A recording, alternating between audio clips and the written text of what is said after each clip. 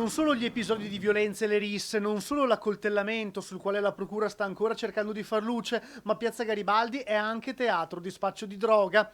Ieri sera un tunisino è stato arrestato mentre vendeva cocaina a giovani del posto. Si tratta solo di uno dei 9 arresti per droga a conclusione della maxi operazione della squadra mobile di Trieste, coordinata dalla Procura della Repubblica. Cocaina dal Veneto a Trieste. Il capoluogo giuliano era la piazza di smercio al dettaglio della droga dopo essere stata rivenduta e tagliata per poi invadere le piazze cittadine. L'attività di ricerca e cattura degli spacciatori ha visto l'impiego di oltre 60 uomini della Polizia di Stato ed è avvenuto in collaborazione con le squadre mobili di Venezia, Padova, Treviso, Pavia e Rovigo, nonché delle squadre cinofili della Polizia e il reparto prevenzione crimine.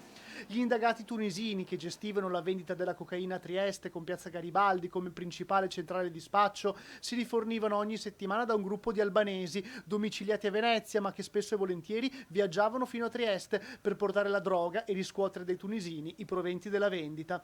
Dopo aver ricevuto la cocaina dai colleghi albanesi, i tunisini la tagliavano, confezionavano e la rivendevano ai giovani clienti triestini tramite una capillare rete di spaccio. Le investigazioni della mobile, anche grazie all'utilizzo di intercettazioni telefoniche, hanno permesso la cattura e l'arresto di 9 spacciatori tra tunisini e albanesi di età compresa fra i 20 e i 40 anni. L'ultimo arresto quello di ieri sera in Piazza Garibaldi.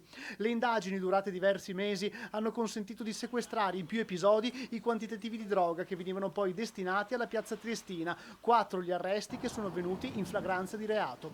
Complessivamente, durante la maxi operazione della squadra mobile di Trieste è stato sequestrato oltre 1,5 kg di cocaina purissima che il gruppo di spacciatori nascondeva in diverse aree verdi della città, oltre che documentare centinaia di vendite di droga a giovani triestini, anche minorenni.